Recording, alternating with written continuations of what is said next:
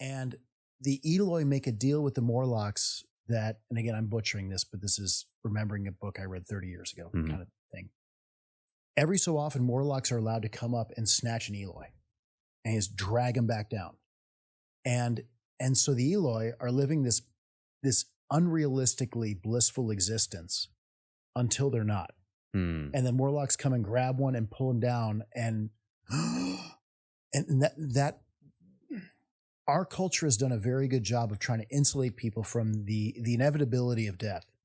Right. And so we're like these Eloi living above ground, and like, you have all the food you want, you have all the entertainment you want, you make money, you drive whatever you want, live big house, all this wonderful life stuff going on.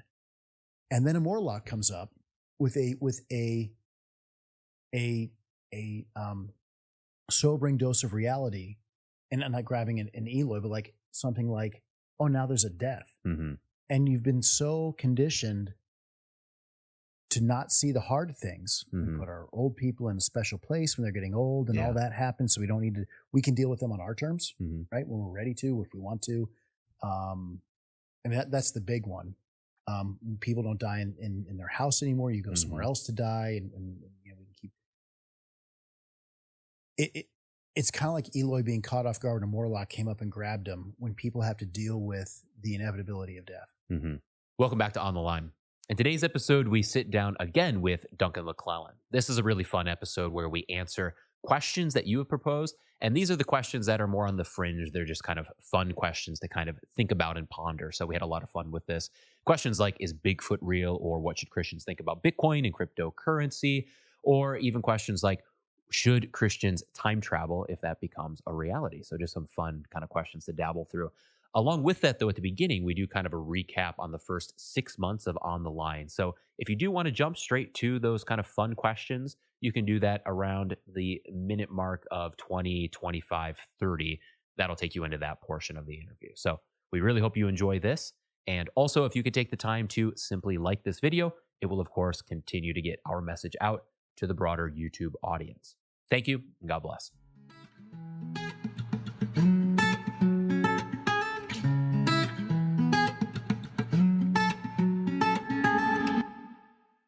All right, and we're live, and we are with Duncan McLellan again. Yeah.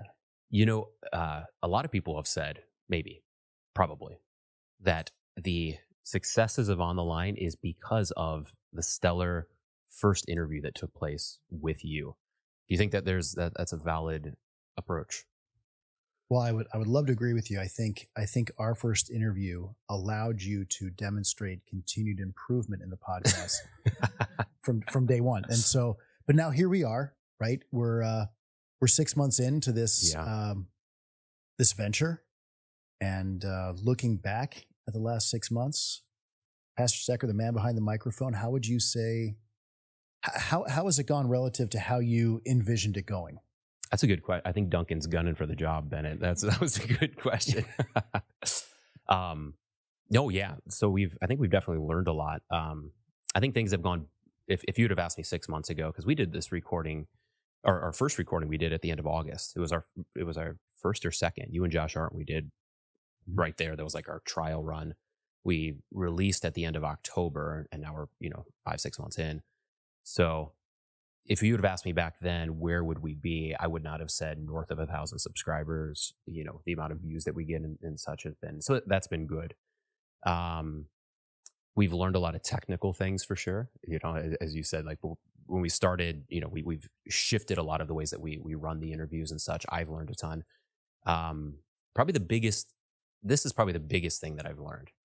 And it goes with a thesis I've had. I don't have many theses, but this is one. And it's that one of the worst things that you can do, not you, but like the church or the Lutheran church, and something that we have done historically since the 50s, is we've kind of lowered down the intellectual side of Christianity and focused on the relational and the kind of approachability.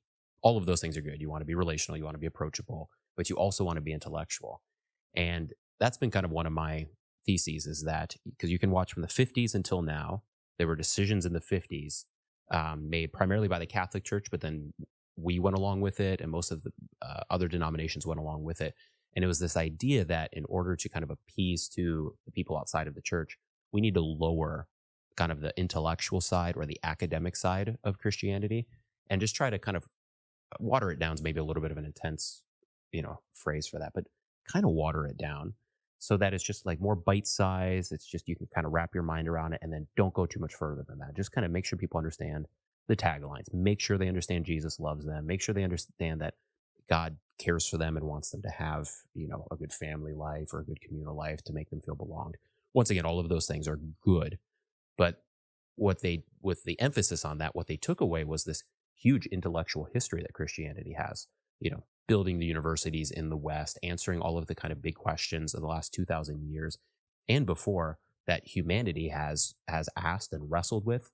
And if you go back to, the Confessions is an example, you go back to Aquinas, you go back to all of these great kind of writers throughout the Christian history wrestled with some of these very deep questions that people have. And we kind of left that behind.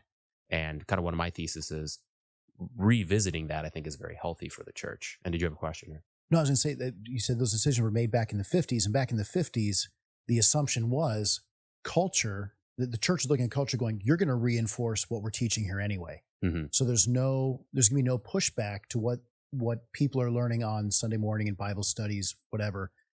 And as long as the culture is our friend, Jesus loves you, be a good neighbor, Christ is king. Like, that's all you need to know and you'll be fine. But then the culture, I was never Christian, but it became overtly unchristian.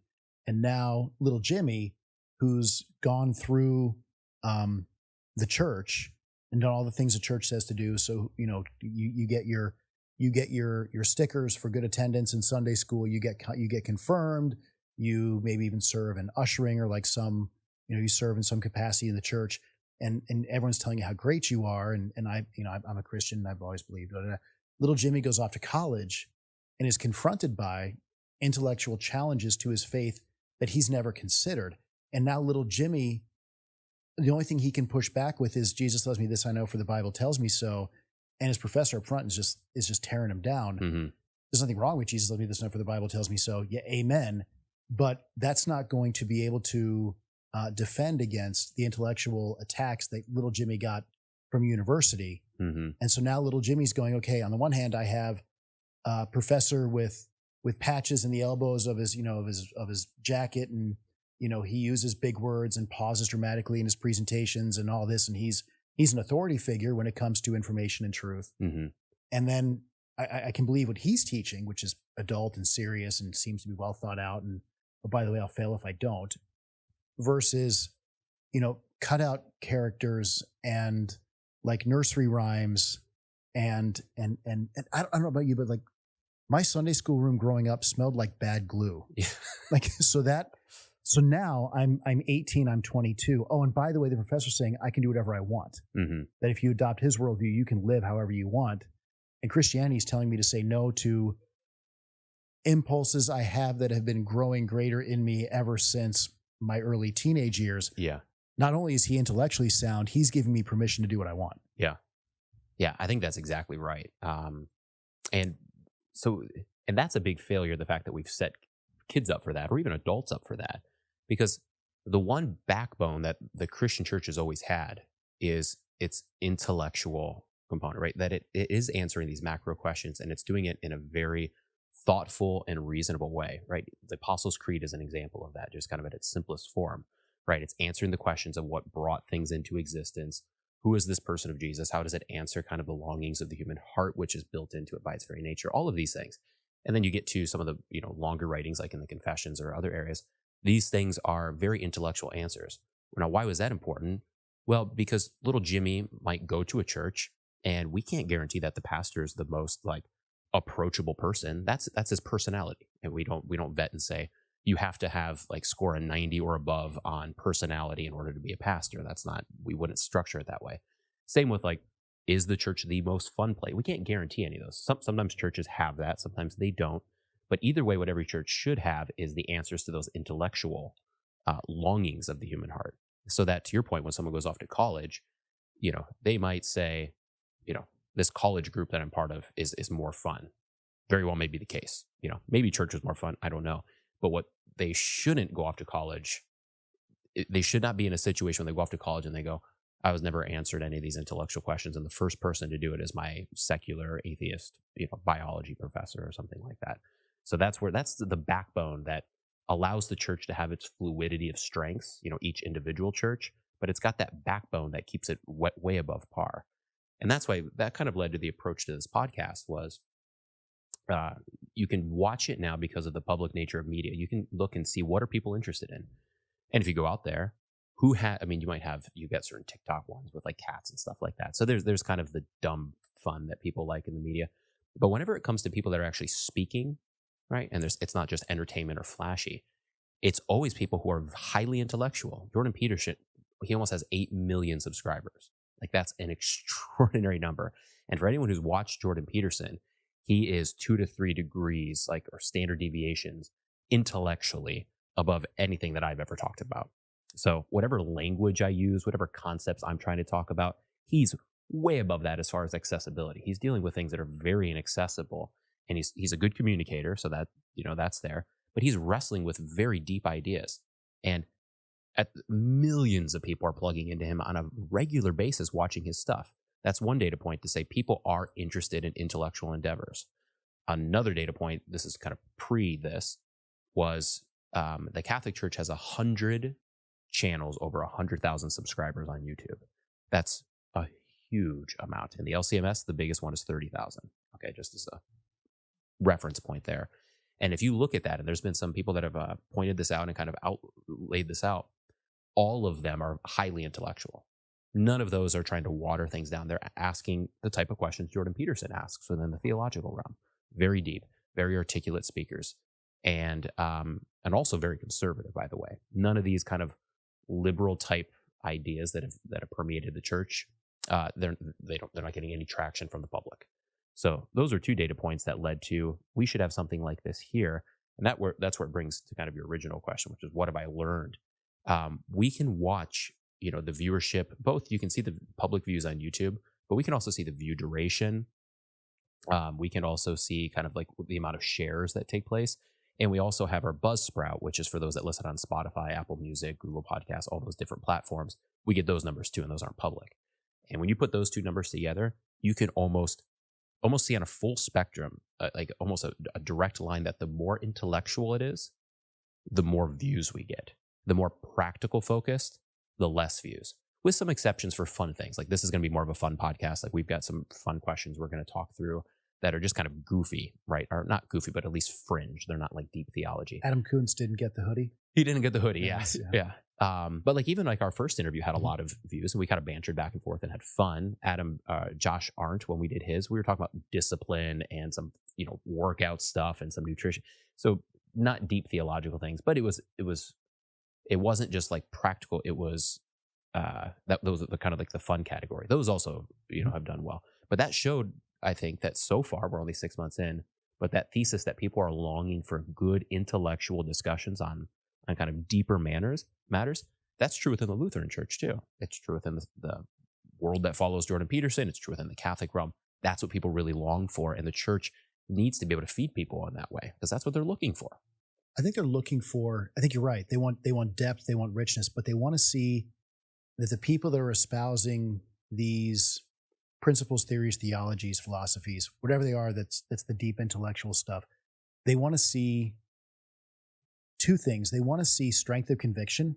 Yeah. That not only can I articulate this, not only can I go deep and I know this, but I'm 100% all in on these truths that I'm espousing, right? And that's where I think you're right in that in more liberal theology, there's no here I stand waiting for you at the bottom of liberal theology. There just isn't. And then not only that, but it's the strength of conviction, and then it's I want to see you living it out. Yeah. So not only can you speak with conviction to what you believe, and you're not prideful about, but you're locked in on it. You're all in. And what does this look like played out in your life? So, and that's where like a Jordan Peterson, who he suffered.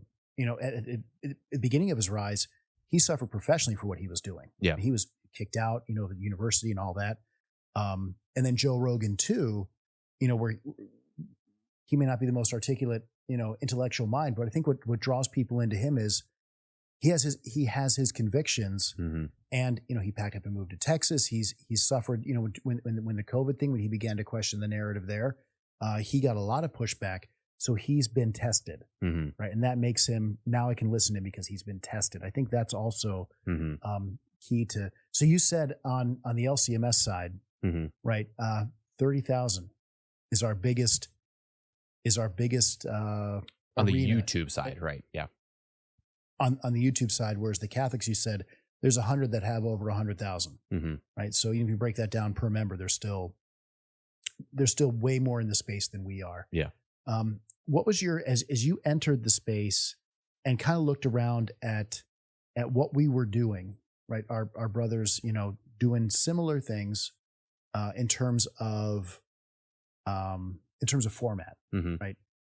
Did you think that On the Line would be where it is 6 months in, or did you see did the numbers concern you that no one in the LCMS is doing this? Yeah, that's a good question.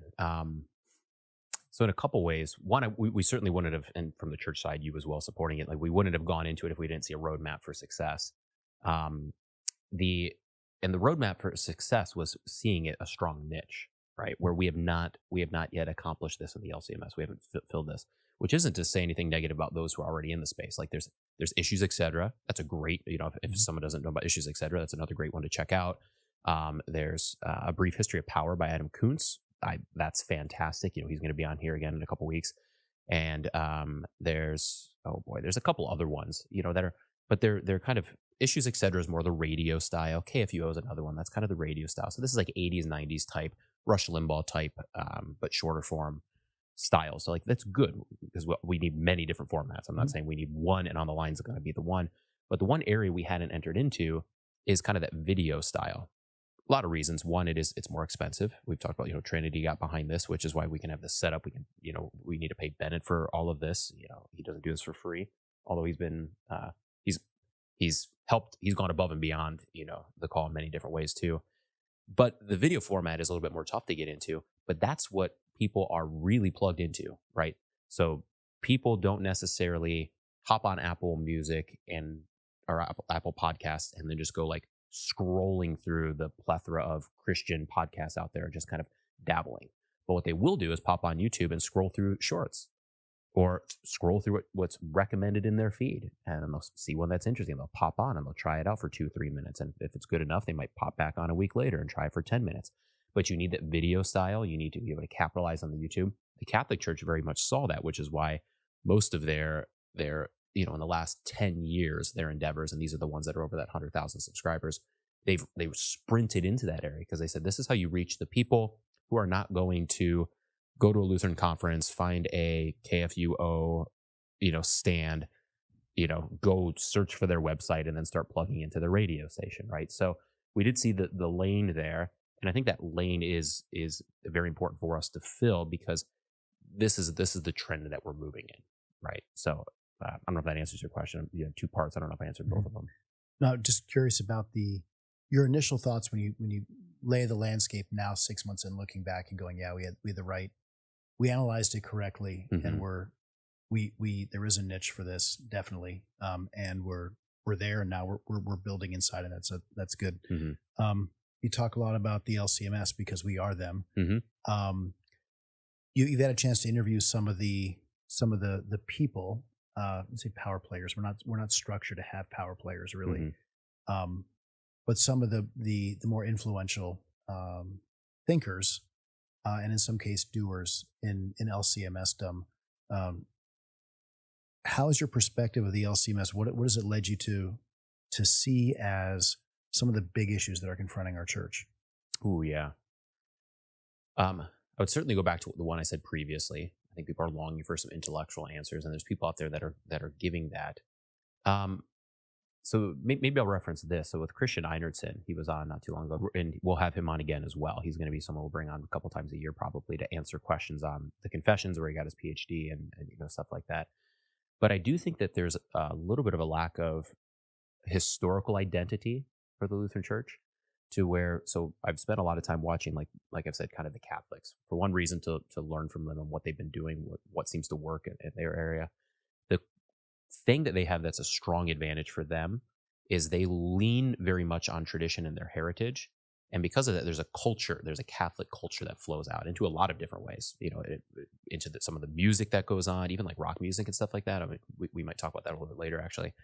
But there's a strong identity, and they know where their lanes are. They know what lines in the sand you don't cross, right? So like when it comes to communion, there's a certain way you talk about communion, and then with the LCMS, we have that too, right?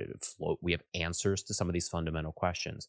And I think with the LCMS, though, I think recently what I've seen, this is not so much with the guests, none of the guests would fall into this camp, but there's this longing for an identity. And sometimes we play ball so much with the evangelicals that we've identified more with them as kind of anti-Catholic. And therefore what we've done is we've started to blur the lines on some of the things that the Lutheran Church actually has strong stances on. And we start to kind of speak like evangelicals, certainly when it comes to sacramental stuff. We've seen that in some churches and whatnot. And the danger from, I think, a macro point of view is we really need to be rooted and we need to be unified on kind of our core confession. And that doesn't mean that every single church is going to look the exact same on a Sunday, that they're going to operate the same way on all of those things. But we need to have that kind of core unity, because if you don't have that to go back on, then we just become kind of like a middle ground between the Catholics and the evangelicals, where once you kind of stop in our area, you're like, well, this church seems very evangelical, or this church seems very Catholic, and there's no real Lutheran identity. You need to kind of restore that, not just on like theological confessions that your pastor might know, but how that bleeds into the way we speak, the way we articulate, the voices and people that we follow, and the way we communicate about things. That stems from how we came to be, and it was never the intent of the Lutheran reformers. And I think the other reformers, once you get like second generation Protestant, right? The initial round of Protestants, including Calvin, but and I think wanted to operate within the existing. They didn't want to revolutionize everything. They wanted to make the necessary changes to get back to where the church should have been. But there was always this argument that what the Catholic Church at the time of the Reformation is not the Catholic Church of today. So it's the same Council of Trent, right? That changed a lot. So we talked about Catholic Church at the time of the Reformation. That's not what your friend down the street at St. Joe's is doing. Right. Yeah. Right. So make that clear. Our argument was, you guys have actually deviated. We have a stronger ancestry going back generations all the way to the apostles than you guys do. You guys are the ones with new novel things. Ours is the straight path back to the apostles. Yeah. And I think that's what the other Protestant reformers, second generation Protestant reformers, that from which you get the evangelicals, you get a lot of, they didn't feel the need to make that strong of an argument to, no, we can trace our lineage straight back. What we're saying goes straight back through history to the apostles. They were just saying, we're here, the apostles are there, and there's a connection between what's in the scriptures that they wrote and where we are today. We try to draw a line back through history to get to do that, to prove that point. And I think that's what makes us, I say more unique, that doesn't work, but special relative to other Protestants, where I think to what you're saying now, it's just, we want to go, and there's nothing wrong with this, but I think you lose some of the richness of our tradition and the brilliant minds that God used along the way to proclaim the gospel in different settings and different times. We're just going right back to the Bible, which is good, but we're ignoring all the voices that have spoken that through history to show that, like, we're not making things up, we're not changing things. It's always been, we're leaving that out. We're going right back to, which again, good to go back to the Bible, right, when it was written, but you lose those voices along the way. Yeah. And I think that's why I'm Lutheran, because I do believe that we've done that. And I do believe at the time of the Reformation, we made a better case of doing that than the Catholics did, particularly when it came to things like paying an indulgence to get grandma out of purgatory. Like those kind of things, you're like, well, they weren't talking that way in the first 4 centuries. So if you're the traditional church, we're actually more in line with that. And that was the way that Luther structured his arguments and whatnot. And that's why I'm Lutheran, because anytime that I want to speak something or give a sermon or whatnot, what gives me comfort is trying to go back to these older voices that have been well vetted through history. Generation after generation, they stand up and say, yeah, they got it right. They were speaking accurately, and go back and say, am I speaking in line with them? And are the other brother, like are the other people in the church at the other LCMS church 45 minutes away and 7 hours away? Are they also speaking that way? And I think that's how you have health, because you're drawing from the well of truth and goodness and beauty. And therefore, even if you might ebb and flow, if you've got the truth, the good, and the beauty, you will persevere. If you disconnect from that, right, from God, then you might blossom up, because you might just like hit it just right and speak something that culture is really interested in. But the next generation is not going to be interested, and then you're going to die, right? But if you're connected to that source, that gives you longevity. So then what is the biggest, for a church that's trying to navigate then with our confessional understanding of the scriptures, right? That we believe, well, when we talk about the confessions, what we're saying is that the Bible is the inerrant word of God from beginning. It doesn't just contain the word of God. It is the word of God without error, cover to cover, right? Very, very, the highest view of scripture you can have. And yet every real church is claiming that same thing about the Bible. I mean, if your church is not saying the Bible's without error and the infallible word of God, like you're probably not going, like, go to a different church, right? I mean, that's the lowest barrier to entry there is. The Bible's the word of God.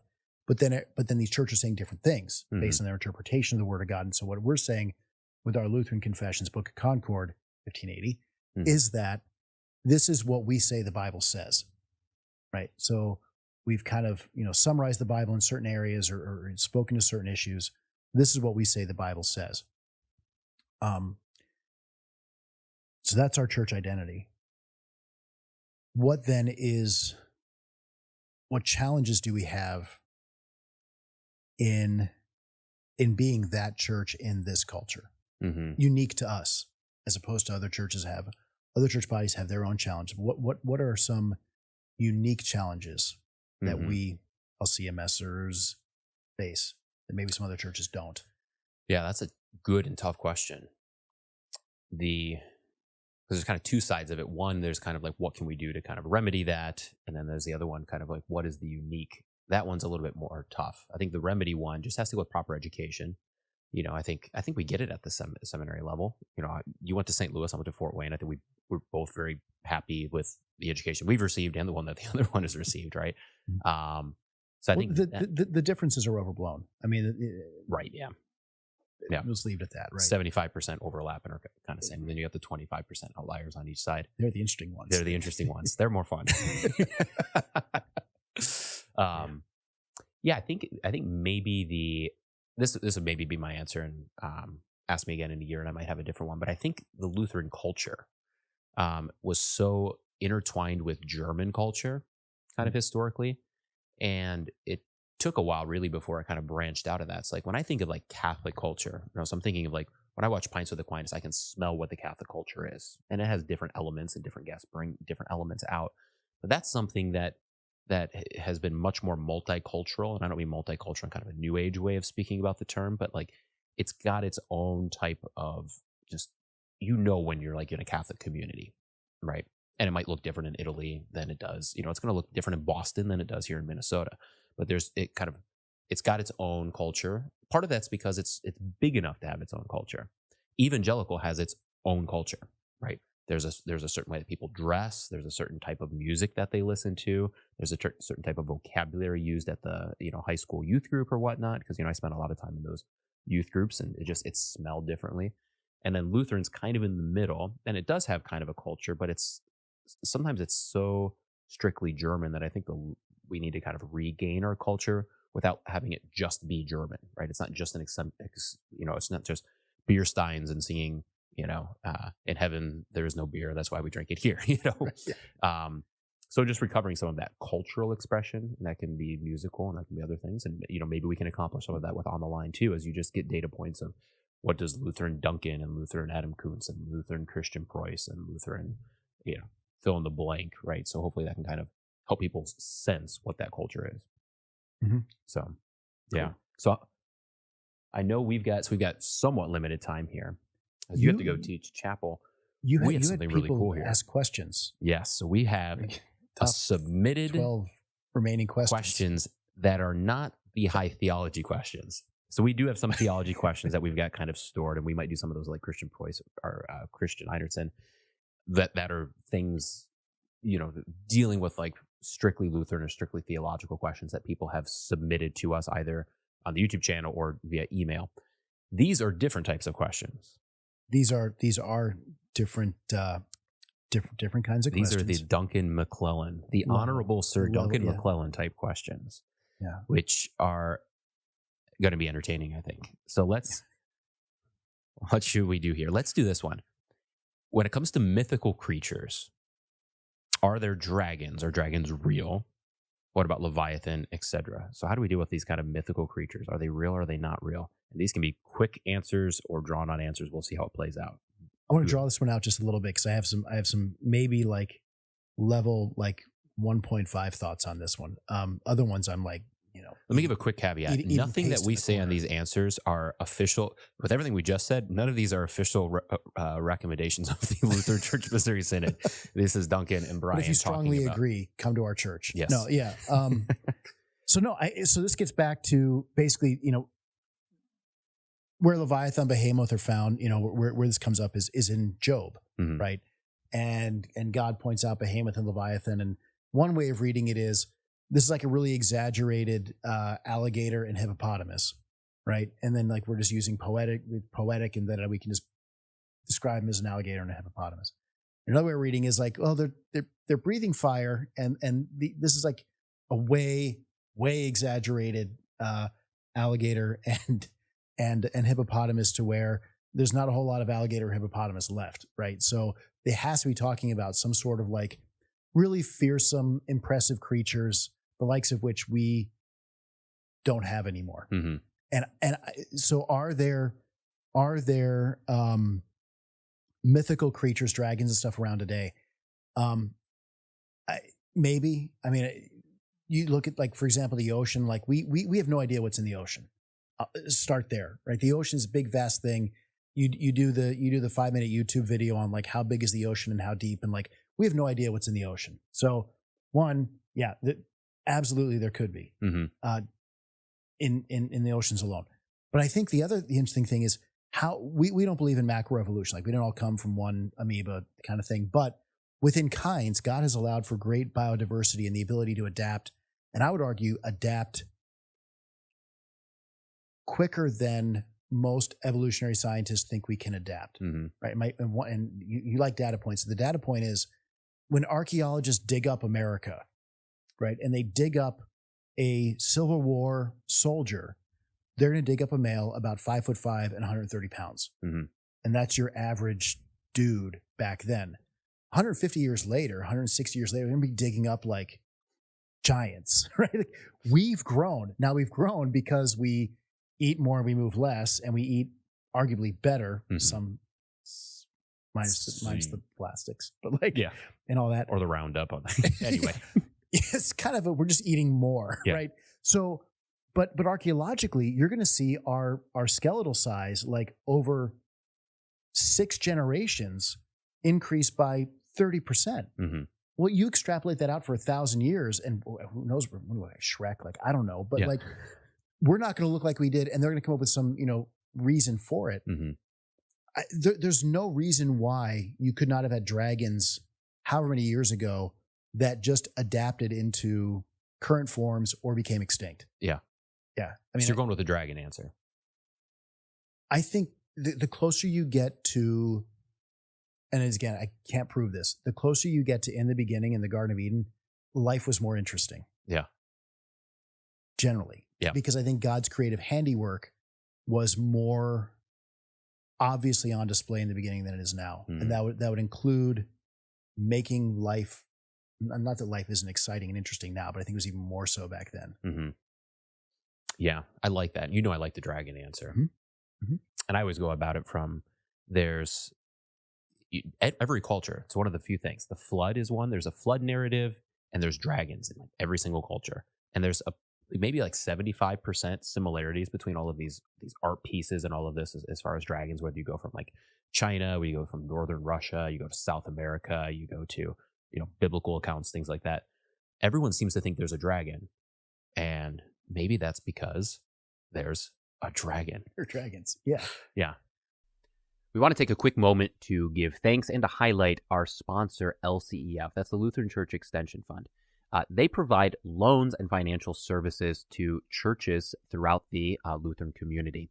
I've had personal experience working with them where they provide expert insights to churches on how to walk through the process of, let's say, a building project, let's say a mission like On the Line, which LCEF jumped on very early to help support us. So they are a great resource for churches who are looking to do, let's say, building projects, let's say mission endeavors, really anything that needs financial support. If you want to find ways that you can support or learn more about LCEF, then check out the link in the description below. So do you think they're hiding now, or have they gone extinct? Could have gone extinct. It could be something like I went through the deep pain of watching Godzilla vs. Kong or Godzilla Monster Island or something like that on one of the flights to Ethiopia, because you've got like 35 hours of flights and they did not have many movies. So I watched it. It was one of the worst movies I've ever seen. But their stories, you've got all these titans. This is now what they call like Godzilla and stuff like that. And they're all kind of hidden underground or buried or whatnot. And then they awake at some point.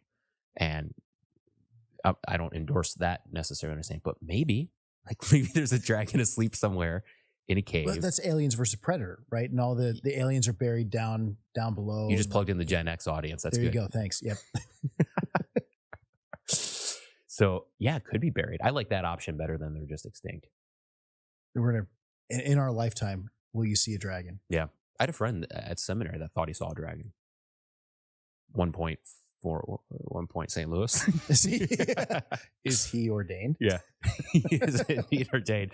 It was like one afternoon he came running into a room and he's like, I think I saw a dragon. And he's just like, I don't know if it was close to finals week or what, but he was like, he's like, this thing was massive in the air. So it's back at in least the days possible. of Ephedra and Jack 3D. Yes. Yep. Yes. It's perfect. The world is more interesting. Okay. So that's with mythical creature. Let's do another mythical creature. Is Bigfoot real? I'll let you handle this one. Want me to handle this one? Okay. Yeah. Make your best case. Yes, he's real. Okay. Best case, 1960s, they did not think that there were gorillas, that gorillas existed in, I think, South America is what it was. Someone could fact check me on that, but it was I think it was a continent or a whole region of countries. And up till 1960, there were like legends that there were these kind of gorilla-like creatures, and no one bought it until 1960. They actually discovered this area where the gorillas were. And so for I don't know how long, but maybe 100 years or so, or maybe even longer, it was like a Bigfoot, it was myth. Are there these things? And then they found them and they were gorillas. I'm glad there you were brought up different type gorillas. of Did you know gorillas. the average silverback gorilla can deadlift 1,800 pounds? That's almost as much as Brock Lesnar. They're amazing. Like they sit around, they don't work out, they eat. They're like, what do they eat? They're vegetarians, right? Like Yeah, I think so. And they can deadlift 1,800 pounds average. Yeah. Amazing. Anyway. So that's one data point to where like that could be the case. And we're talking like huge areas of unpopulated, forest, right? The other one is the Patterson video, which is kind of the famous one that was probably 60s or 70s or so. It's kind of black and white. So there's that recording of Bigfoot walking, right? So afterwards they're like, well, maybe it was a man dressed up in a suit, Well, they've done like studies on this where they put men in like a Bigfoot suit and they tried to get them to, they put all those strobe things all over their body and then they scan them as they walk and they try to get, and these are professional athletes that they get, and they try to get them to walk in the way that the Bigfoot walks. And like they can't do it because it seems like the theory is the bone structure is different in the Bigfoot, which is why like their arms are angled in a certain, this Bigfoot when it's walking, same with the way like the knees kind of move when they walk. So basically the conclusion of that was this Patterson video does not seem to, we can't replicate it with a human. What other explanation is there? Maybe it's really a Bigfoot. Also, here's another one, because I used to watch something called Monsters, something like I don't know. It was all like chupacabras and stuff like, so they would go through these. But there was one case where somewhere in, I think it was like Alaska or somewhere up north, this person, something kept breaking into their cottage and like destroying the place, right? And they're in the middle of nowhere. So like, well, maybe it's a bear or something like that. So what they did was they put these like big wooden things outside the windows and the doors that had these nails sticking up. Well, something stepped on it, right? And they ran the DNA sequences and they couldn't identify with it. Originally, they thought it was a bear and was not matched up with a bear, and they couldn't match it to anything. It was a unique DNA sequence. So theory was, possibly this could be a Bigfoot because it's a unique one, and it fits somewhere in like the area where they would expect a type of Bigfoot to fall on the genetic sequence. I can't speak to details there, but so I do think Bigfoot's real. Do they mean us harm? No. They just want to be left alone. They want to be left alone. They want to be left. How? Yeah. Yeah. They're like your normal kind of farmer. Like they don't mean you harm, but at the same point, like get off their land. Get off their land. Yeah. And their land just happens to be thousands of acres in northwest United States or Russia. By the way, Russia's got a lot of sightings. Came over on the land bridge. Could be. Pangea. This could go back to Pangea. Same thing with the dragon. Will you see a Bigfoot in your lifetime? There's a chance that a Bigfoot could be riding a dragon at some point before I die. That'll probably be the day that I die, actually. A Bigfoot riding a dragon. Yeah, that'll be the day I die. That'd be a thing. That'd be a thing. So do you agree or do you disagree? I don't know. Did I compel you? The problem is, so you look at the people that are Bigfoot people, and you look at people that aren't Bigfoot people. I'm like, which group? Who do I want my daughter to marry? Yeah. Right. Like, and your people are, they do not present themselves well when asked about things related to Bigfoot. Yeah. So I would tend to err on the side of, I would rather my daughter marry somebody who is not a Bigfoot person. Mm-hmm. Again, just if you're a Bigfoot person, you end up marrying my daughter, you're fine. But like, based on what I know now. Yeah. Here's one counterpoint to that though. Do you think that if your daughter married a Bigfoot person, do you think someone could break into that home and harm your daughter? Or do you think that stereotypical Bigfoot person would have a security system that would be very dangerous to any intruder? Is the average Bigfoot person more security prone than the average non-Bigfoot person? I think so. Yeah. Okay. Bigfoot has been taken care of. Mythical creatures. Let's see here. This one's interesting. Should you read scary children's stories to your kids? Say young kids. Let's say under 10. Selfishly, you're probably going to get into their spiritual development and like overcoming fear. And probably. I'm going to be more pragmatic and go, I know that if I read a scary story to my oldest son was 10, he would say that's cool and go to bed and sleep soundly throughout the night. Mm-hmm. If we read a scary story, Sarah right now is 10. If we read a scary story to her, she would be sleeping on the floor of our bedroom for the next month.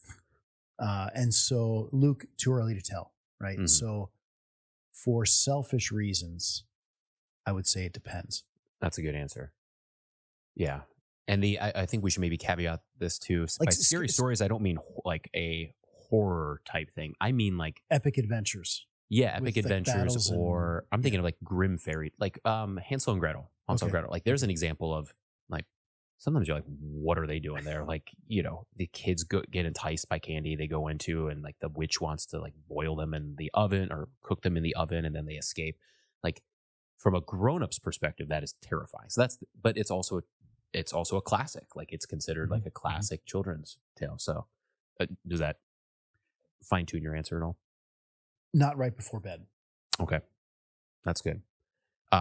Reason I think this one is interesting. So I watched something on this once. Well, I got 2 data points. One, I watched something and it was on Pints with Aquinas actually. So he was talking about this, and he said that he was at one point was reading, he wanted to go through all Grimm's fairy tales with his kid, which is like a good kind of classical endeavor for your kids, right? And he gets to one, and he says his wife's sitting there, and as he gets like halfway through, he's like, he can feel his wife's eyes looking at him and communicating telepathically, when are you going to stop? Right? Because this is getting tense. And he said he felt this strong urge. He's like, I need to finish the story with these young kids. And he's got like young kids. And this is the way the story goes. He described it. He says it's a Grimm's fairy tale. And basically the story is that there's a poor man and he's got a couple daughters, and someone comes and like, a suitor, can I marry your daughter? And he says, yes. Right. So that happens. And then the wife's about to marry the man, and the man's like, well, you should probably come visit my house. Like, you never visit my house. So he takes ashes and he drops these ashes and leads them into the woods. So she goes into the woods. And if your kids are listening in the house right now or in the car and you do not think that they should read Grimm's, that now would be the time to mute. So she goes into the house and she looks around. He's not in there. Then she goes to the basement and there's a witch cooking this big pot. Okay. And then in comes the husband and a couple other guys, and they've stolen a couple people, and they kill them, cut them up, and eat them. And then she leaves and gets out of there, and she goes home, and then she tells her father what's taken place. And remember, this is like geared for like young kids. This is like 2 to 5 of these Grimm fairy tales, or 2 to 7 or whatever. Well, what do? They go to the marriage ceremony, and then at the marriage ceremony, the girl and her father have made a plan in order to kill the man, and so they kill the man, and then that's the end of the story. Right?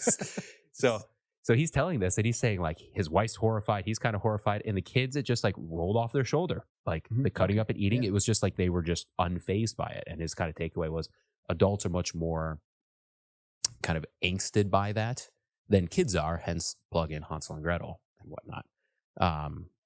And there goes our tornado alarm. And one of the interesting things is G.K. Chesterton will say, he says, kids already know that there are dragons.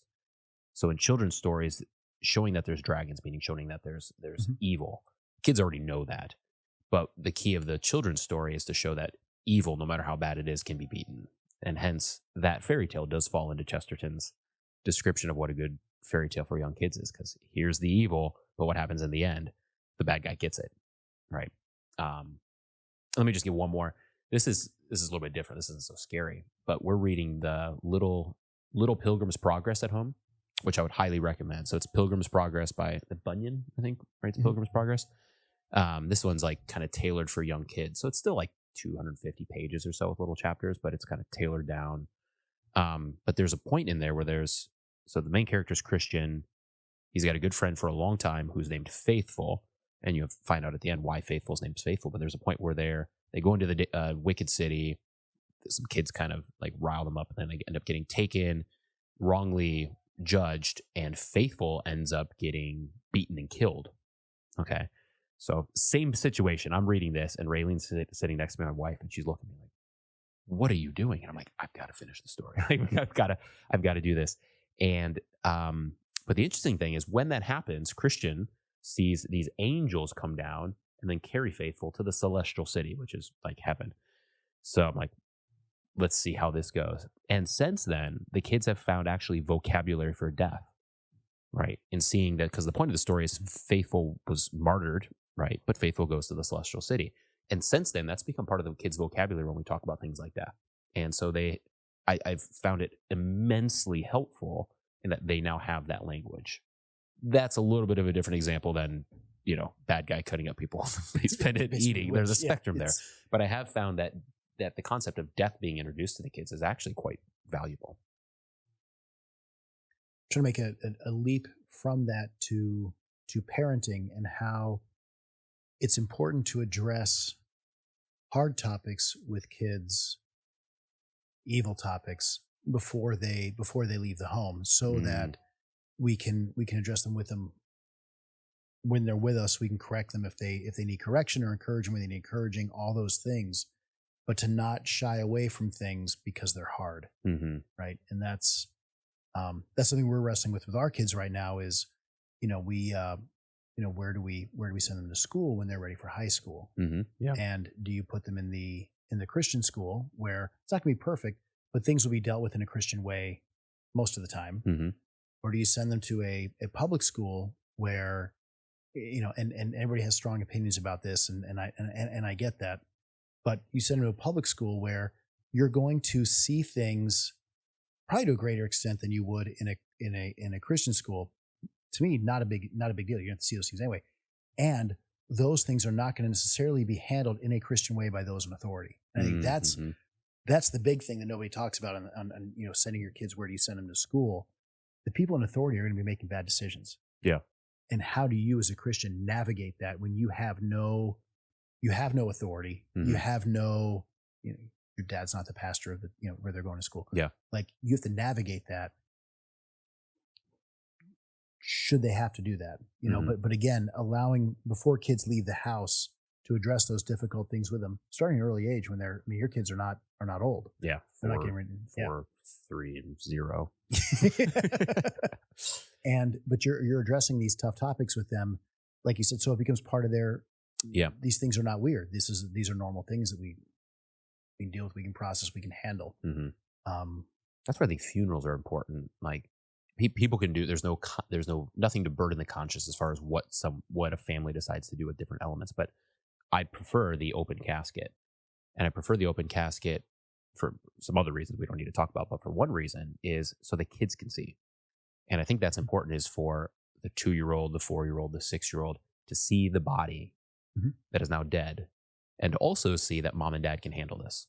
Right? Once again, the children know that there's dragons. They need to see that dragons can be overcome. They need to see that dad can look death in the face and walk away and be okay. Doesn't mean he's not going to cry or whatever, like in the service, but that this scary thing does not actually overcome us. We persevere on. And if they don't see the dragon, if they don't see this, the what death does, then they're sheltered from that. And at some point they're going to have to see it, and they're going to be just blindsided. You know, there was an interesting case at Cambridge where like a bunch of kids went into like one of the students died at Cambridge. This is like 5-10 years ago, I think. And like they had this mass depression where all these people were like all of a sudden at the psych ward, all this kind of stuff because of this death. And one of the professors talks about that. And it took him a while to figure out what the heck's going on. We've had people die before. Like this happened, 10, 20, 30. People weren't that rocked. This is the first funeral these people had ever been to, and they're in college. They'd never actually wrestled with death, and they were undone. So there's a book that I think speaks to this. That's also brings up a topic that's on here. Okay, and it's the movie The Time Machine. Oh yes. And so Time Machine, they go ahead in time, right? And society is divided between Eloi who live above ground, and it's just like I've heard you say this is an interesting story. It's like perfect existence. Yeah. Right. And like everyone's happy and they're and I haven't read the book in a while, so I forget the details and anyway. And then the Morlocks live underground, and there are these so you have like elves living up, and then the Morlocks are down below, and they're the bad guys, right? And the Eloi make a deal with the Morlocks that, and again, I'm butchering this, but this is remembering a book I read 30 years ago, kind of thing. Every so often, Morlocks are allowed to come up and snatch an Eloi and just drag him back down. And so the Eloi are living this unrealistically blissful existence until they're not. And then Morlocks come and grab one and pull him down. And that our culture has done a very good job of trying to insulate people from the inevitability of death. Right. And so we're like these Eloi living above ground, and like you have all the food you want, you have all the entertainment you want, you make money, you drive whatever you want, live a big house, all this wonderful life stuff going on. And then a Morlock comes up with a sobering dose of reality, and I'm not grabbing an Eloi, but like something like, oh, now there's a death. And you've been so conditioned to not see the hard things. We put our old people in a special place when they're getting old, and all that happens. So we can deal with them on our terms, right? When we're ready to, if we want to. I mean, that's the big one. People don't die in their house anymore. You go somewhere else to die, and we can keep. It's kind of like Eloi being caught off guard when a Morlock came up and grabbed him, when people have to deal with the inevitability of death. And I agree with you that it's not that everyone should die in their house surrounded by their family, but there is something to be said for a more traditional way of aging in place. The family's involved. The family's there to help grandma and grandpa with their progression of whatever, when possible, right? I mean, but there's a benefit to it because it's hard, but allows you to wrestle with these things. Like, I know my dad stayed in the house. He died at 98 years old, and he had all the things that happen when you're 98, right? So, but he was in the house the entire time. And so going to visit, grandma and grandpa, every time we visited with the kids, right? That was back, he passed in 2019. So the kids were, a good bit younger than they are now. They got to watch someone die. Yeah. Right. And to where Sarah was there 2 weeks before grandpa passed away. they got to see that. So now when it happens again, that's not going to be the first time it happens. They'll be better prepared for it. And it is sad. You don't want to see it. There's nothing you can do. You can't stop it. It's the wages of sin. It's the last enemy, and it's been overcome. Yeah, I think that's and you find out actually the durability of children through that process too, that they can bounce back. And like you say, now they bounce back and they're stronger than they were before. And you do that a handful of times, and now you've got a durable kid that you're sending off to college. But that brings up time travel. Yes. What an interesting question. Thank you. So glad. This one comes from Miss Katie. Yes. If time travel were possible, what would be the moral implications? You want to go first?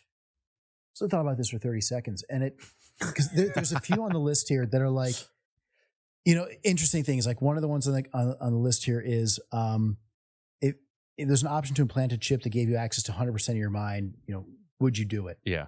The answer to that one is you go first. Let's see how this works. But all these things that are novel, that are new, that are exciting, that are temptations, right? Not all temptations are bad, right? Some temptations are good. The temptation to want to marry and have kids is a good temptation. The temptation to, do other things, bad temptation. So I'm looking at this going, okay, I know what God has told me to do, right? He's maybe a father, husband, pastor, and son. Done. So those are my callings.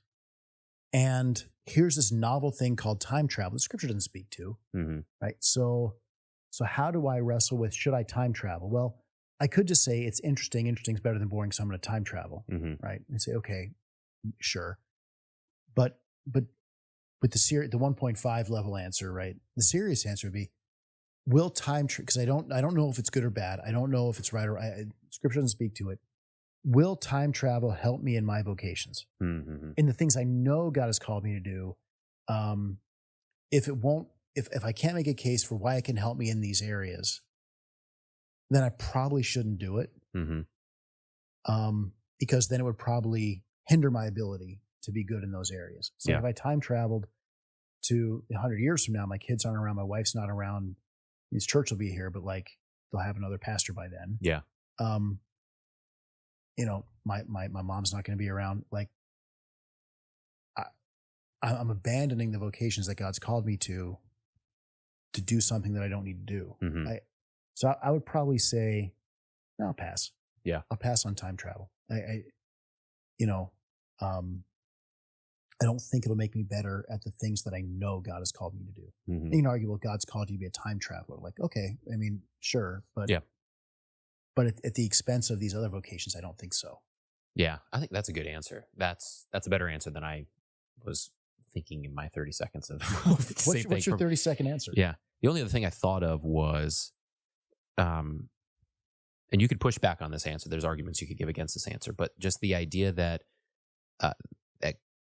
it seems like God has placed us within time to operate within those kind of constructs. So anything that comes in that rolls back the natural order doesn't seem to me like it would come from God. It seems to me like it would come contra God, right?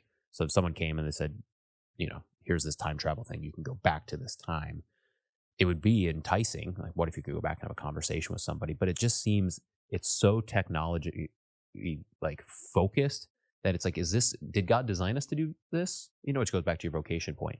Or is this something that's going contra what God has designed? And that's where I would be quite hesitant. So what about the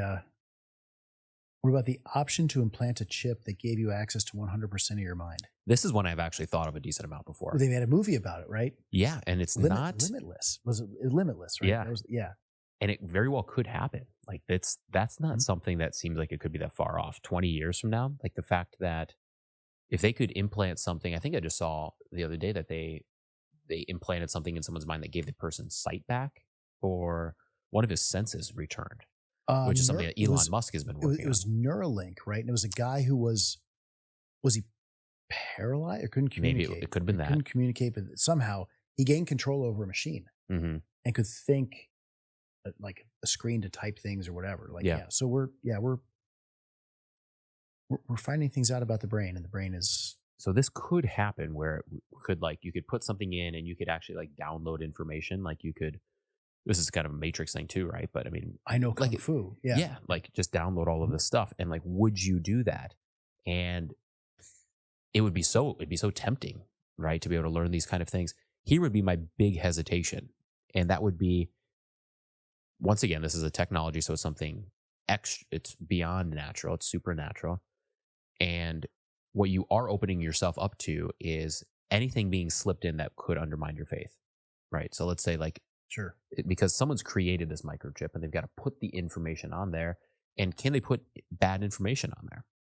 And could this be a means to where all of a sudden your understanding of history is 98% accurate, but it's 2% skewed when it comes to Christian history, and therefore it's giving you enough information, some of it not completely accurate, because how do you know if the information is 100% accurate, to where it starts to undermine your faith, right? So it would be, if once you open yourself up to that, it would be very easy for something to. So in the end, I'd rather be the imbecile and keep my faith than be the luxurious genius who loses his faith. And either way, that has to be the core answer. If there's a way that this can work where it does not hurt your faith and somehow you can feel fully confident, then there might be a pathway to being able to do something like this. But if the answer is there's at least a chance I lose my faith, but I become the genius and I can, do all of these wonderful things, I can't find a way to do it. If it's someone coming and putting a chip in my head that gives me unlimited information, no, because like you said, I don't try. You wake up tomorrow and you know everything. Mm-hmm. You'd go crazy. Yeah. Just the amount of information you're able to like, where did this come from? Recall it. Like, did I experience that, or is that just, so I would say no to that. But if it's give me access to 100% of my mind, like your brain is going to work at 100%. Let's say it's working at 10% now, right? Yeah. Part of like 25-year-old me would say, yeah, like, yeah, why not? Let's limitless. Let's do it. Like we have plenty of insight. We'll be fine, or whatever the thing was they had to take. But now you get older and you're like, okay, so I am now 10 times more intelligent, able to think and process than everyone around me. Mm-hmm. Right. One, I'm going to get bored. Yeah. That's a good point. Like talking to you is going to be like, because I like talking to you because you're clear headed the way you think. Like I like to bounce ideas off you because in your answer, you organize in a way that I can't do. And that makes sense. And I benefit from that. But so then like we can dialogue because we're at the same level with different strengths, and that's how communication works. But now you'd be like then you're going to say this, I'm going to say this. Everything, no one is interesting to you anymore. Yeah. Yeah. Like people are just dumb and boring. Like we're really the rubber hit the road to be like with your family. Yeah. Like, I don't want like, hey wife, you're what do you not want to talk interesting about anymore. Right. Yeah.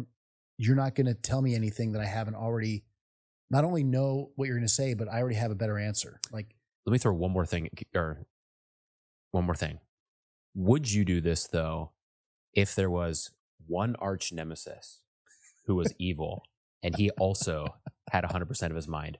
Would you desire to take on that vocation and you become now the only supermind that can combat the supermind of evil, and that now becomes your vocation? No, because I think he's going to be bored.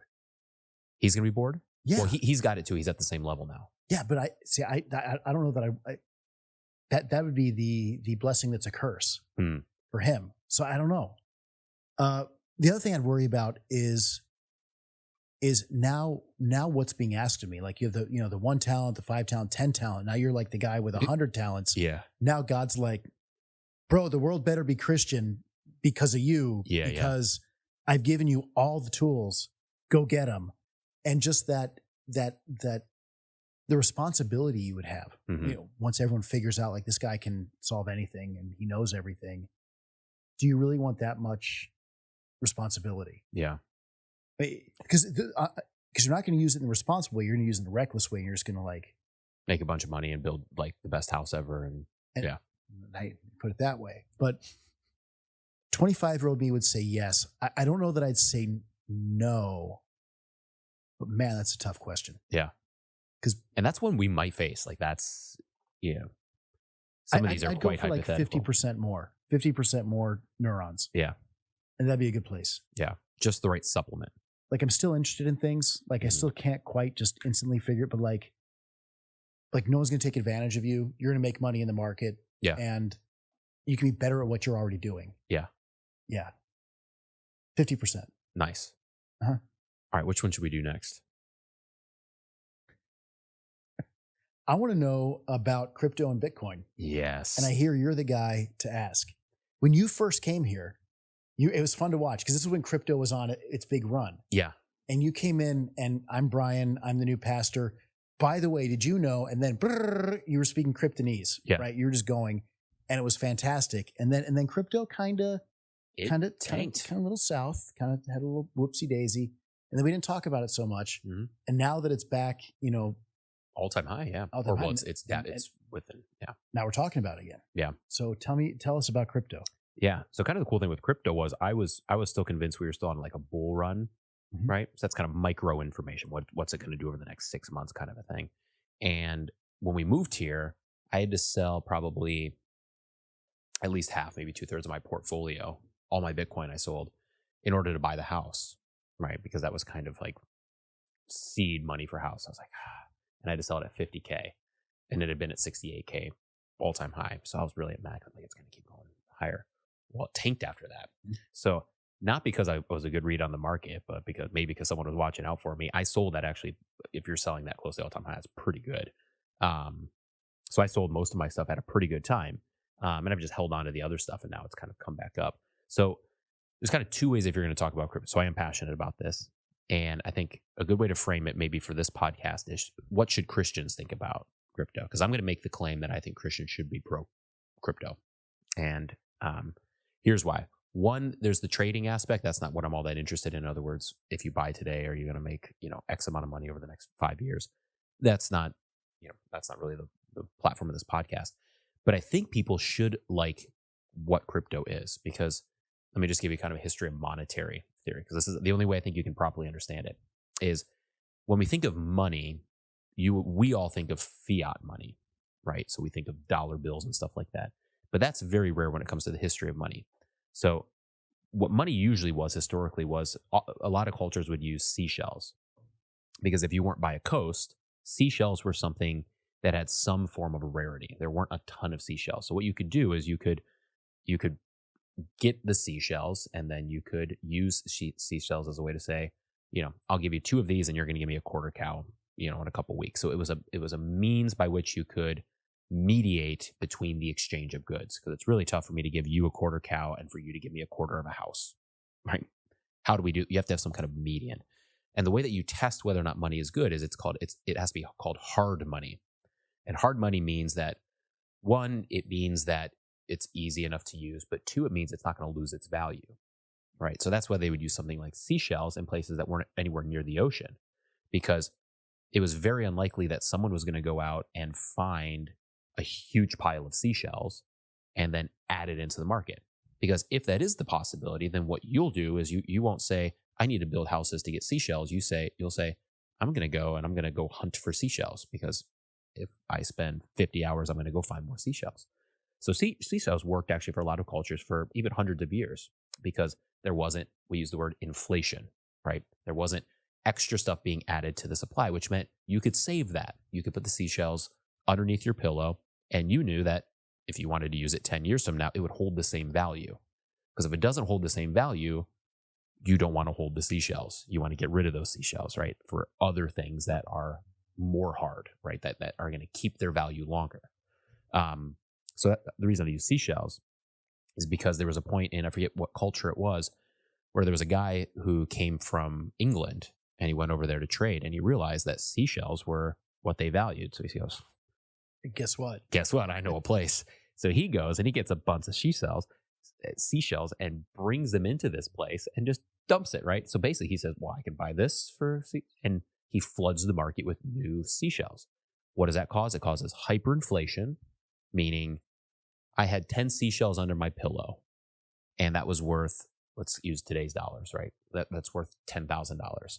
And the assumption is 10 years from now, I'll still have $10,000. Well, this person comes in and 3X's the market, right? Dumps a bunch of seashells in. And all of a sudden, overnight, my 10 seashells or my $10,000 is all of a sudden now worth $2,000. I just lost $8,000 because of inflation, right? So that currency was now destroyed because people were able to flood the market with new currency. Okay, so that's always the battle that's taken place historically when it comes to currency. Okay, next example would be the one that was that worked for the longest period of time was gold. And the reason a lot of people think gold worked because it's beautiful, right?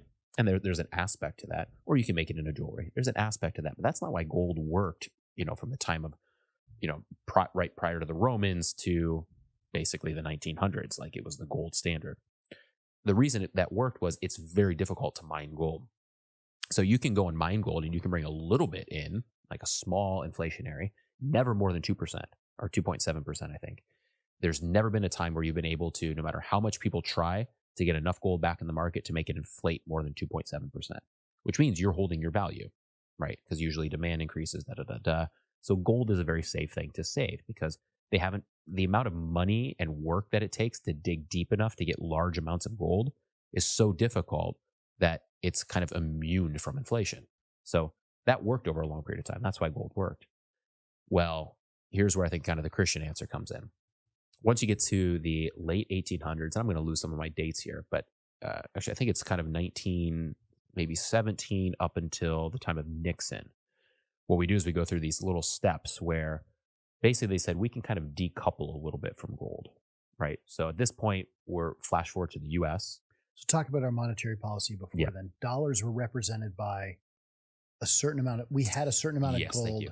We had a certain amount of gold in Fort Knox, right? And a dollar represented a fixed amount of that gold, right? So that was... Yeah, that's an important step. Thanks for putting that in there. Yeah, so it wasn't as if in the 1700s people were always trading little gold nuggets, right? They had paper things which represented like 1-to-1 the amount of gold that you had. So all the paper was backed by gold, right?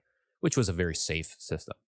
And then, to your point, we're still using the paper ones, but in like this, I think it's 1917, somewhere between there and That's 35. Federal Reserve, Yeah, what they do is they decouple it, which means they say, you know what, we don't need to have the exact same amount of gold in the bank for the amount of paper things that we issue out into the market.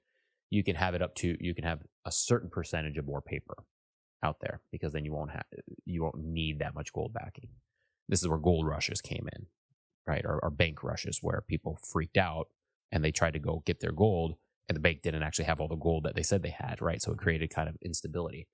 Well, flash forward all the way to the 80s, and that's where they finally completely released the balloon. They completely decoupled from gold as a backing. So what does that mean? Basically, what they said, sorry, let me go one step back. Back in the 30s, part of the deal was internationally, they made a deal. This is kind of brilliant by the U.S., but kind of diabolical in other areas. Was they said to Britain, they said to France, they said to some of these other countries, you give us your gold and we'll give you US dollars. So they made it so that the world currency was backed by US dollars, meaning rather than everyone having their own gold piles, let's just use US dollars so that when you go to, I think it's the francs in France or something like that, this is pre-EU, right? Whatever was the France currency, they would use that, but it was backed by US dollars. So the big French banks would have piles of US dollars that were backed by gold, and the US had the gold. Okay. So this was kind of that next step in the system. Well, that sort of worked until the US under Nixon finally, and the writing was kind of already on the wall by the time they get there, completely decoupled from gold, meaning there's no connection now between US dollars and anything that's backed other than US dollars. And what issue does that lead to? Well, now we can just print money. So I think what people need to understand, and probably your average listener knows this, the amount of money we have in circulation is not represented by physical dollar bills, $100 bills. It's all electronic. Yeah. It's ones and zeros, right? It's not even the paper money is real anymore. It's all electronic, and the Fed can add more money to the system. It can pull money out, right? So, for example, and just to go for it, like what you saw during COVID was they injected more capital into the system. So now there's more dollars chasing X number of resources. What happened in COVID? We stopped producing things. So there's now fewer things being produced for money to chase and more money to chase it. That drives prices way, way up. And so since then, so interest rates are one way you can deal with inflation. And that's the one everyone's focused on because that's the one that hits your portfolio most obviously, your ability to borrow, costs and all that. But the real culprit, I think, was the amount of money in circulation. And what happened in 22, 23, and they didn't make a big deal about this, but the Fed started pulling money out of circulation. So now there's fewer dollars in the system in an attempt to bring down inflation. But that you have, and I think this is where you're headed, you have a group of people that can have that much economic influence. If you believe human nature is good, then that's not a problem. Yeah. Who do they serve? What's their goal? Now, the Fed claims to have a mandate of 2% inflation and full employment. Yeah. We'll just leave it at that. We'll leave it at that. Yeah. Yeah. No, that was really well said. And I think that's helpful context, because if your grandmother retires at 72, let's say, and she's put X amount of money into her savings, right? And she's kind of old fashioned where she's like, okay, this is how much I spend per year and I can do this for the next 20 years, Okay. That works if all the seashells are still the way that they were, right? If you can put it under your pillow and you can pull it out 10 years from now. The thing is, we're not on a seashell type thing. We're in a situation where went the same way when that British guy flooded the market. Because what happens, they can print 2 trillion, they can print 4 trillion new US dollars and just throw them into circulation. Well, why does that matter to you? Because that means that the dollars that you just had in your bank the purchasing power is the proper word, just went down by a certain percentage. So you can be not doing anything and someone is taking money out of your bank account and you go, no, they're not. I've got the same number. And the answer is, no, you don't. Because the money is not do. Yeah, it's fiat. It's fictional. The only thing that the dollar's worth is what you can buy. And inflation lags behind these type of monetary mistakes that we're making over and over again, so that you start to see things double in price at the grocery store. And you go, well, who's price gouging, right? Who's the bad farmer? Who's the... No. This is what the government did when they printed more dollars, which is why if your grocery bill doubles and your bank account stays the same, what's happened? Your purchasing power has been cut in half, which means that half of the money that you thought you had is now gone, which is really dangerous. It's bad practically, but the danger is there could be hypothetically bad people that take advantage of this, and this is not good for human justice. And Christians should be concerned about this, because great injustice can be done to grandmas that saved their money and did their due diligence and were good stewards of a lot of different things, and all of a sudden their purchasing power is being brutalized as they're reaching times where they might want to go to a nursing home or back, whatever the situation is. When you look at in Scripture, what it talks about being the God-given role of government, right? And there's some good debates there, Romans 13 and the whole, there's good debates there, but you will never find a passage in Scripture that says that it is the government's responsibility to be involved in your purchasing power. Yeah. Or involved in the exchange of goods between one person and another, which is what this is. You can't find a Scripture that speaks directly to government being given the authority to regulate and control those areas. Honest weights and measures. Absolutely. Honest weights and measures. Yeah. It's so that the exchange of goods is fair and is untampered with. Yeah. So when you have a monetary system that by design, and that the Fed's mandate is 2% inflation, the mandate of the Fed is to make sure that you lose 2% purchasing power of your existing money every year. That's if they're doing their job well. And it's nowhere near that. But no, because you can debate a little bit on where exactly, but the things they use to determine inflation are not the things. You take out food and energy. What are two things everybody buys on a daily basis? Food and energy, but that's not factored in. Yeah. So you can make a case that we don't want to give. So when government does things that it was not created by God to do, should we expect that it will do those things well? No. Wrong time to go. Right. Yeah. I mean, for example, sit down to eat a meal. I have a spoon, I have a fork, I have a knife, right? And I have a plate of spaghetti. Yeah. Well, I want to use my fork. My fork is the best tool to eat the spaghetti. Can I eat the spaghetti with a knife? Like, yeah, it's going to take long. I'm going to drop it all over the place. I can use the knife. When we ask government to do things it wasn't created to do by God, we're asking a fork to do a knife's job. Yeah. It'll do it, but it's going to be inefficient. Mm-hmm. It's going to get messy. And you really can't predict the outcome. Yeah. And this is where, I always like the quote where someone will say, a couple people I respect will say, like, I don't think taxation is theft or wrong, or I don't think taxation is wrong, right? Which you can make an argument there. But I do think inflation is wrong. And not just inflation, but government instituted, or government, what's the right word? They've caused the type of inflation, which is what we're doing with our monetary theory. Because one is at least we've got some kind of informalized agreement, like you're going to have to pay your taxes. The other one's in the back door, and there's no checks and balances. Like if a new governor comes into Minnesota and says, I'm going to raise the taxes by 7%, you at least have the voting power to put them out. We have no voting power over what the Fed does, or what the Treasury prints, right? Those are just people in a back room that decide let's print $2 trillion. Okay, let's hand, and what do? They'll hand out 10% to people in something like what's the right word they were doing during COVID, where they would hand it out? Oh, just the COVID, the COVID checks, whatever it was. Would, and I got $2,000. They're like, yeah, and the other 80% we spent on government spending, and that's going to be in the debt. And actually, what that's going to do is the amount of inflation that's going to cause. You think you got 2,000? We actually just took 6,000 from you. But and also in our government schools, we're not going to teach monetary policy or basic economics. Yeah. So we're not going to give you the tools, if you go through the system, to be able to properly evaluate and analyze the situation. Mm-hmm. Yeah, that's. You're just going to think, I got cash in I got a COVID check, man. I'm beating the system, and these greedy corporations, are charging more for the same thing, right? Yeah, like that's. So here's where Bitcoin comes in. But that's Biden with this shrinkflation, like saying it's the company's fault for putting fewer potato chips in the bag. Like, well, the company's trying to hold the line on price in an inflationary environment. One way they can do that is to decrease what they're giving you. Yeah. Now, they're doing it in a way that makes you not know that you're getting less, but that's because their competitors doing the same thing. But the shrinkflation thing is the biggest play on economic ignorance that I've seen in a very long time. Yeah, that's well said. Yeah, 100%.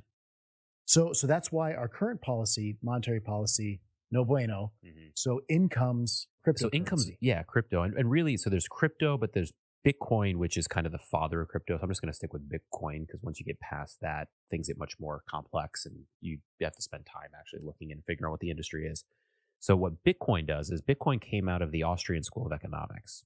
Okay, we don't know who started it, but we do know that there were these groups of people that would chat about Austrian economics, which is a very opposite of all this inflationary stuff. Big fan of hard money, need to go back to a gold type standard. Cat's out of the bag. We're not going to be able to do it. And they're hypothesizing about this. And one guy, Naomoto, I forget the guy's name. Ben, I don't know if you want to look it up. Who's really, most likely this is just kind of a stage name for the guy, right? So we don't know who it is that started Bitcoin, which is what makes it actually so cool. Like, we don't know who it is. It's a mystery. The guy's never come out. He's never moved any of his Bitcoin, by the way. He's never sold any. He's never moved any. He has like enough to make him one of the wealthiest people in the world. And you can see his account because it's all public in Bitcoin, and he's never moved anything, which is really interesting. Anyway, Satoshi Nakamoto, that's it. Yeah, that's good too. It could have been a group of people as well, kind of a pseudonym. So here's the key: 21 million Bitcoin, and that's it. It's written into the code. We're not going to go down the questions of, well, how is that secure? Those are tech questions. Assume it is. Yeah, assume it is. It's never been hacked once. So like, and if you hack it, you could make billions of dollars, and like you can't anywhere get close to hacking. So it's a very safe structure. Hence why it's called crypto, right? But there's 21 million, and they had a certain release schedule. And every 4 years, the amount that's released into the market is halved. So that's if you ever heard the term halving. Exactly. So for those, it's kind of, what's the shape where it starts more vertical and then it becomes more horizontal towards the end. Either way, we are, I think out of the 21 million, we probably have, I'm guessing here, but I think at least 18 or 19 million that's already been released, right? Versus the US. So think about the percentage that is still going to be released between now and I think 2040 or something like that. It's kind of when it slows. Or no, it might go indefinitely, but it just each year just gets halved the amount that gets released. So the supply, there's no extra seashells that can get added, right? You can trade anywhere in the world for like $1. You could transfer $1 million for like $1. Think about what it would cost to transfer gold, $1 million worth of gold from, let's say, New York City to San Francisco. You'd have to hire security teams, everything. Yeah. So it's much more transferable than gold. It doesn't have the issues of fiat. No one can print more. It's already written into the system. There's a certain release schedule. So the more the demand increases on Bitcoin, the supply is not changing. So it's completely demand based as far as what the value of the monetary system is. Now, when this first was launched, it was certainly kind of a trial because if no one buys into it, it's never going to get any value. Well, now we're at a point where it's not fully substantialized, but there's already a huge value. How much? Well, right now about $68,000 per coin. By the time this is released, it could very well be up in the upper 70s, I would guess. At some point, it's going to plateau where it's not going to be this continued demand. The idea is at some point it plateaus and it kind of keeps its value. But then it becomes deflationary, meaning because the supply is fixed and because the demand will only go up, what you have actually grows in value over time. Now, here's where this is the key. One, it's healthy. It deals with all the issues that we've already talked about with fiat and governments being able to control this. Governments no longer can. You can control your money, But here's the other thing. The type of industry that we're in now, the type of monetary system that we're in now, incentivizes not saving, but spending. Because why am I going to put my $5 under my pillow? Because I wake up tomorrow and can purchase $4 of what the $5 is. Yeah. 20 years from now, it's going to be worth $1. So you don't want to save. You want to get rid of the money. Right. So that actually promotes the kind of spending that we see. Or invest it. But in order to make now, one of the good things that's happened for monetary policy in the last couple of years is the savings rate is now higher than the inflation rate. Right. So I can put my money in my Fidelity account and make 5% risk free. Inflation, they say 3.4. Yeah. Right. So I say 15 minimum, but right. But the idea is if you're playing by the rules, you are not. But for a while, you would make less saving than the inflation rate. So you were losing even by their own admission. Purchasing power. The problem is if you want to go and really make a return on your investment to get to that 15% where you probably are breaking even, it incentivizes the investment in risk assets, which is fine for a certain class of investor, but risk assets for the average American that has less than $1,000 in savings is not a smart idea. Right. So the current policy is driving. This is where I think you make the theological case. It's driving people to be risky with their money. They shouldn't have to be. Yeah. You have to invest in the S&P 500 or something like that if you want to beat inflation. And versus this other, which we've been at historically in many different times. And the 1800s was this way in a big way, to where you're incentivized to save your money. And that produces a type of people that are disciplined with their finances, that are careful on where they spend their money. They're not flippant with that kind of a thing. And there's a little bit more of a time, longevity approach to things rather than what's the company that can make me the most money in the next 6 months and then I'll jump to the next one. And that's how the companies are formatted. It's like I need to jump into the market, capitalize on this, and it's going to be dead in 12 months until we get a new product. It's like no, slow down. And there's all of this, these interesting kind of sociological things that play out of this. But either way, I think that Bitcoin is something that is, I think, quite beautiful. I think it's a speculative. So as far as your point, if you have $1,000 in your savings, do not put the $1,000 in crypto because it could tank 70%. I've watched my money tank 70%. But eventually, I've also saw it go eventually up. It'll stabilize. I mean, the argument is eventually it stabilizes and it doesn't become a speculative play. It becomes a everyone who's ever invested in Bitcoin ever in history is in the green right now. So if they didn't sell on a downturn. Let me play devil's advocate. Love for neighbor. All right. When I invest I give my money to the bank, right? Because I'm that guy. Just give it to the bank and they're going to give me a 5% return because that's the Fed benchmark rate, whatever. that money is going to be borrowed by somebody who's going to use it in ways that they believe benefit themselves. Yeah. Right. So Bennett over here, he wants to buy his Land Rover, right? So I give money to the bank loans money to Bennett, benefits from my money by buying a Land Rover, and there's interest in all this, but my money is being used arguably for the good. Yeah. Right. Crypto, I buy crypto and it sits there. And now the purchasing power that I had that then buys crypto is now not benefiting anybody. Yeah. Well, the question you just asked is what actually opens the door to the rest of crypto. We did not play on that, but that is that's good. The question you asked that opens it. So if you look at crypto, I explained kind of Bitcoin. Bitcoin is the gold. Okay. The dollar bills, in other words, you don't want just gold in a system. You do want dollar bills that are tradable, like you can do things with quickly. That is kind of Ethereum and then some of these other crypto projects. So you could think of three classifications. You got Bitcoin, which is gold. Some people call it land, right? Because land is something that you buy and you hold on to long term and it increases in value. And there's only so much land that you can buy. So land is actually a pretty good metaphor for Bitcoin because there's only 21 million parcels of land in this Bitcoin universe, right? In this crypto universe. So you want to get that as quickly as you can and sit on it. Ethereum, what it does is it builds, it's a platform by which projects that do different types of things can be built off of. So by you buying Ethereum, the Ethereum can then be used within the market in order to be invested in different types of projects that actually do different things. So that's kind of the middle one. There's Ethereum, Solana, Cardano. Those are kind of the big ones.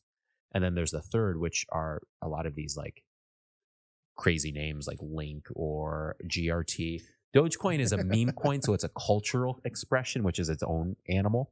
So that's kind of its own animal. But that would actually fall into the Bitcoin category in its own kind of weird way, right? Anyway, that's a whole thing too. The third one is all these little ones. These are like projects. So these are basically just like venture capitalists. These are tech companies that are trying to solve real world problems via, for those that don't understand it, I don't really understand it, the technology that is crypto. Okay.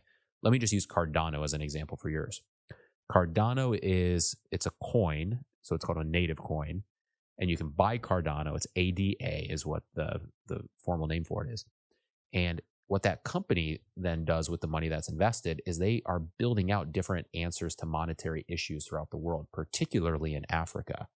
And they've done a lot of work in Africa because there's huge populations that have never had the opportunity to ever borrow money.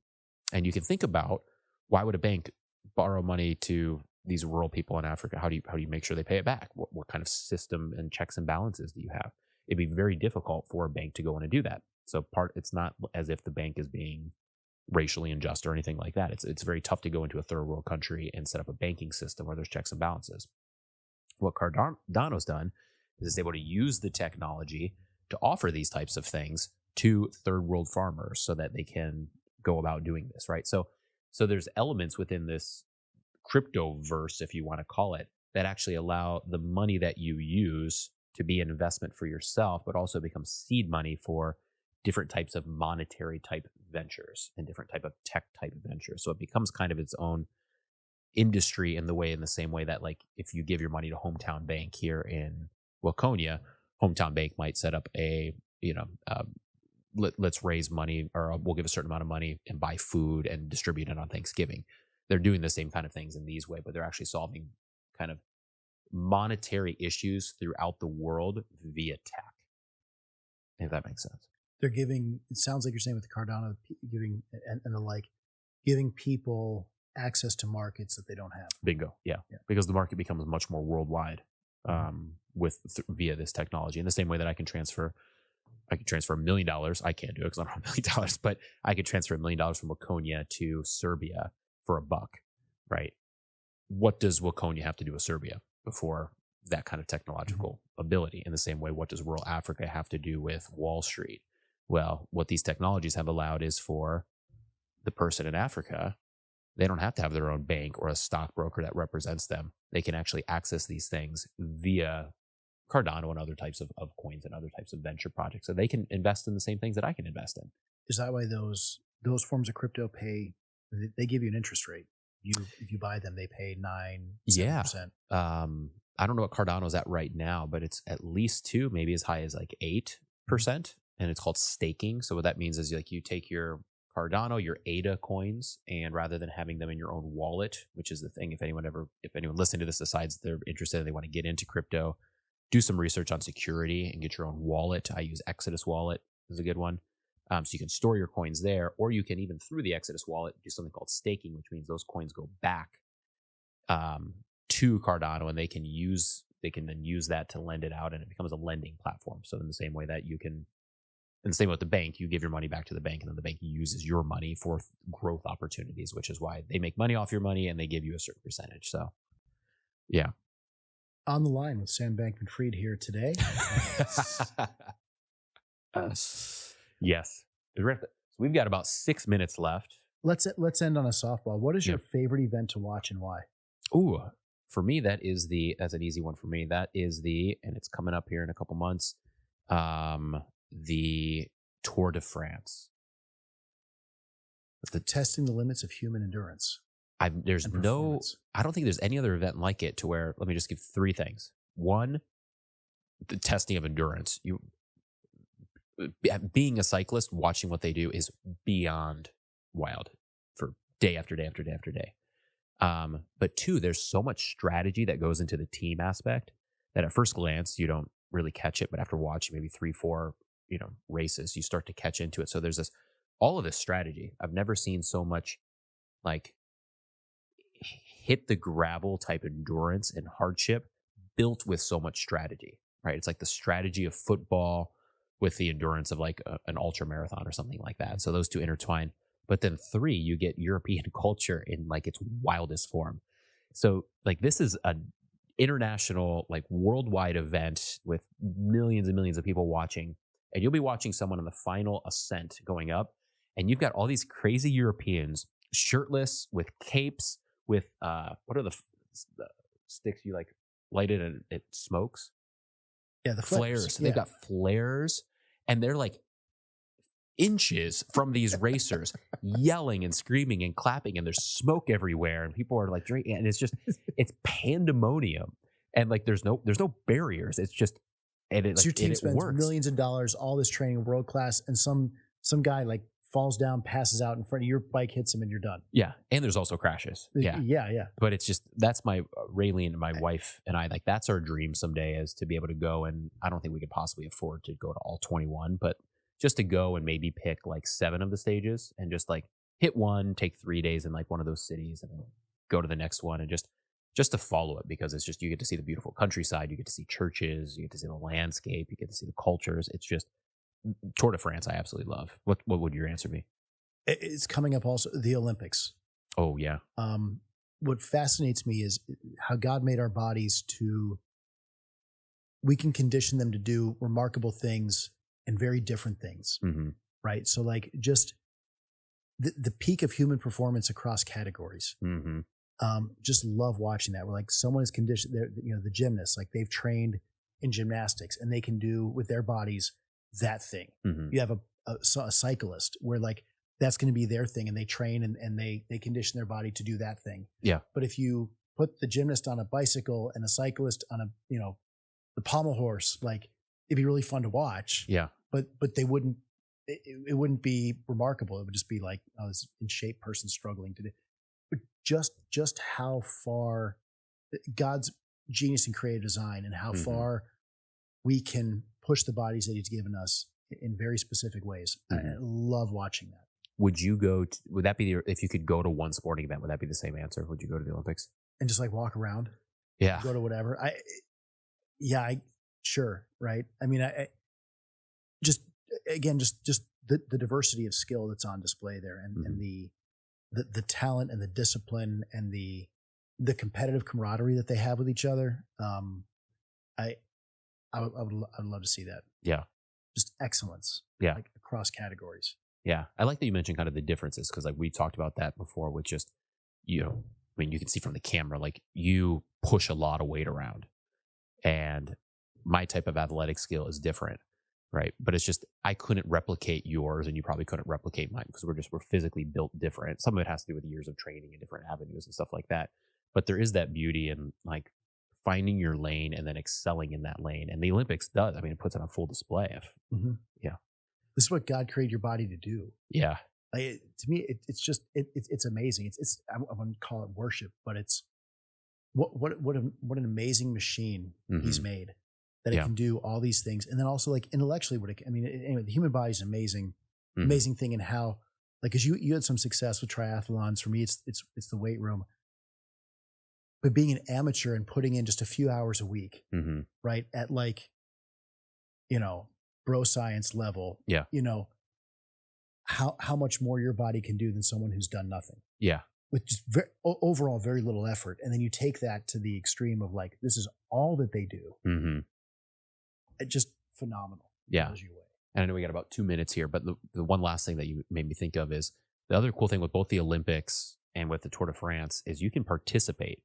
So like I can watch the Tour de France and I can get my bike out and I can go, and I'm not going to do 120 miles with 7,000 feet of ascent. I can't do that, but I can go out and do a 20-mile ride. And, you can participate in that to some degree. Same with you. You can watch a lot of these different people and you'll be like, well, I can go do strength training, which feeds into so many of these different like shot put, or, there is actually Olympic, weightlifting and stuff like that. So you get to actually participate in that versus when I watch football, I say go Lions, it's like, okay, I can throw the football, I guess, with my son, but like, I can't actually participate in the sport the way that they are. Like I can't go tackle, like I cannot take a tackle from a full grown man without like repercussions, some serious repercussions.